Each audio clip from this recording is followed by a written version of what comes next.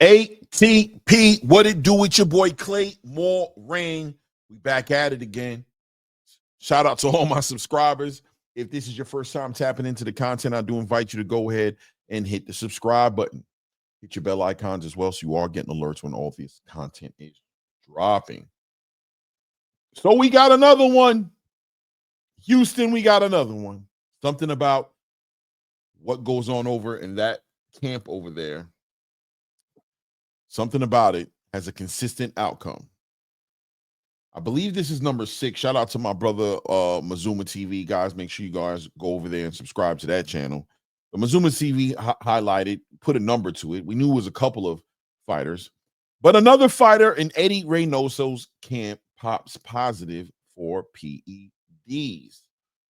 Jaime Munguia pops positive for a drug test a couple of hours ago, right? Well, maybe last night to this morning, sometime in that window. Pop positive for a PED test. A test taken on him after he fought Bruno Saras in the recent fight a couple of weeks ago under the under the Canelo Alvarez Williams Skull card. We saw Jaime Munguia get his opportunity at redemption. You guys remember last year, Jaime Munguia, knockout of the year candidate. Unfortunately, not the one giving out the knockout, but receiving the knockout from Frenchman Bruno Saras. Running a rematch this year on the Canelo Alvarez Williams Skull card in Riyadh season.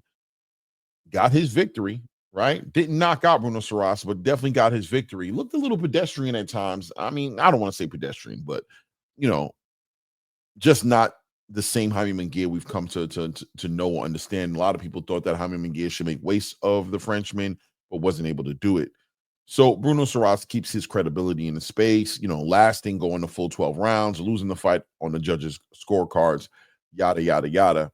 I digress and come full circle to say the test they took for Jaime Munguia pops positive for performance enhancement drugs. Now, I haven't had an opportunity to actually look deep into it to see what drugs it was he popped for. I believe one of them was definitely EPO. And it's a drug that helps with endurance and stamina and things of that nature. Jaime Munguia does have a high output of punches and things of that nature, a high pace that he puts on the fighters he fights. So at the end of the day, more interestingly enough is that Jaime Munguia left his old camp and recently joined camps to get ready for this fight in particular on the Canelo Alvarez side of things, working with Eddie Reynosa.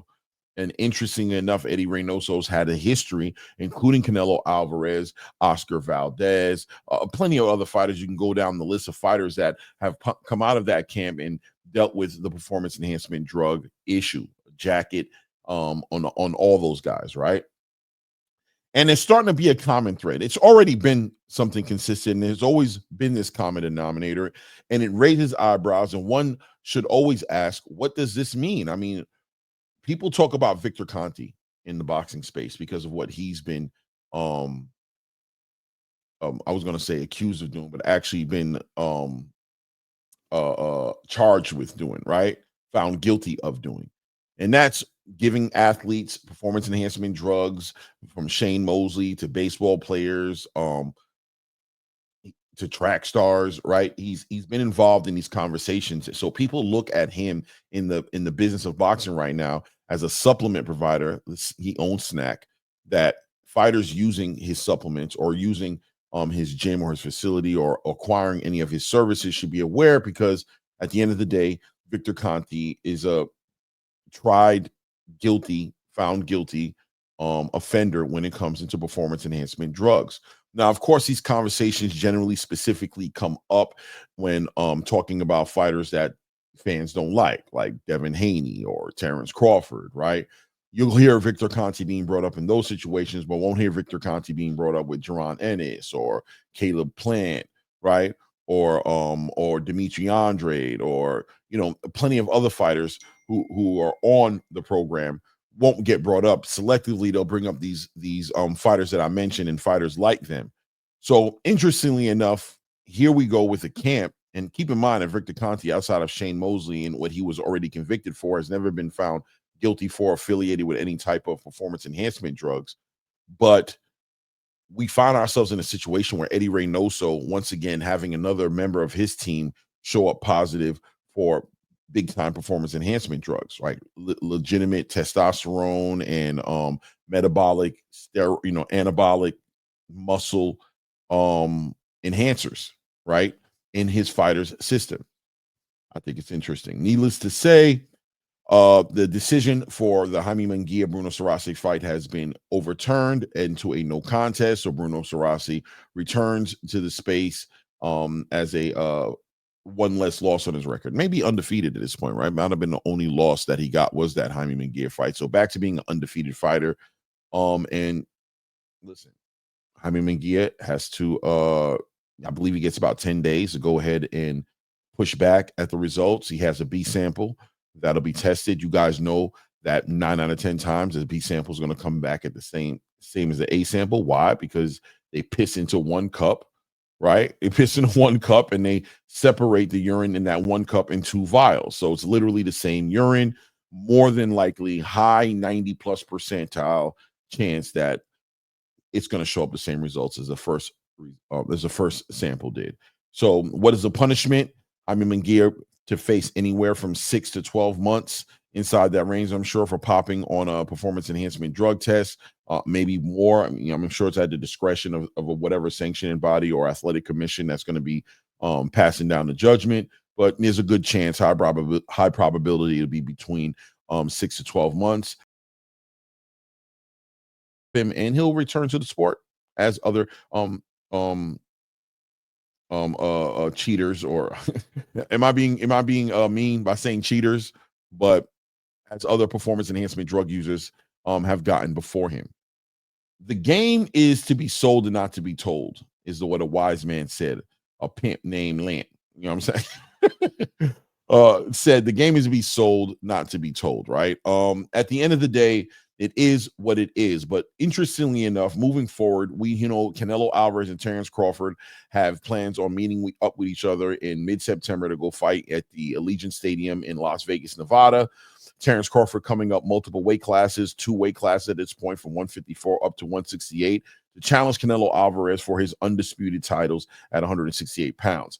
Canelo Alvarez, who did not want to take this fight for the larger part of the past 3 years, 2.5 or 3 years or so, however long it's been, don't quote me, but somewhere in that range, since Terence Crawford's been trying to get this fight with Canelo Alvarez.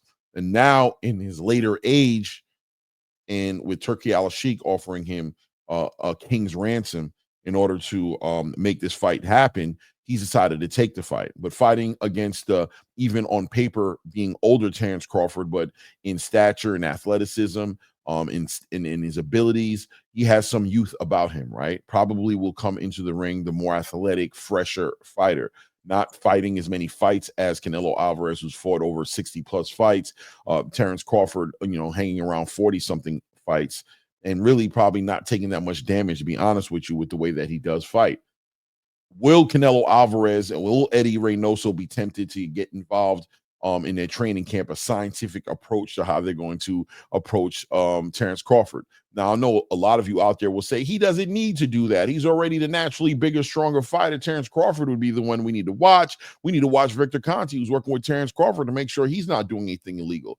Well, I would argue to say that Victor Conte, once again, since he's introduced a snack program into boxing, hasn't had a fighter come back and say, they found adverse reactions in their blood work. They haven't come back and lost fights or popped on tests that Victor Conte was involved with.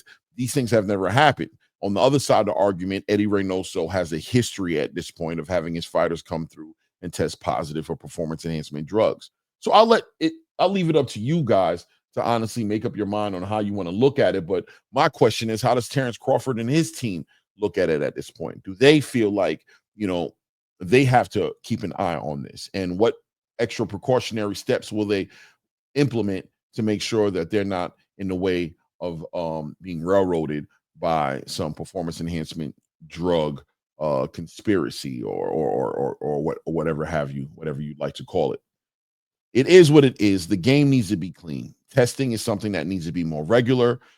Around the year testing is something that the people like Devin Haney and Victor Conte and Terence Crawford, these guys promote this and feel like this is needed in the sport. And I have to agree. It's a combat sport, a sport where fighters are putting their hands on each other. People can lose their lives. I mean, any sport in general shouldn't have performance enhancement drugs, but I would say full contact sports like football, boxing, MMA, these sports need to be kept clean by any means. People's lives are on the line.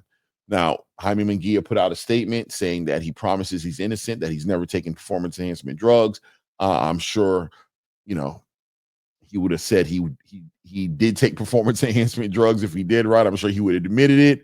But the test, men lie, women lie, numbers don't. The test state something clear and irrefutable on what came back on those test results. So we'll see what happens. And what does the 168-pound division look like now? Does it change that drastically now that Jaime Munguia has been moved out the picture? Has Jaime Munguia tricked himself out some of the biggest opportunities that are there in that division for him?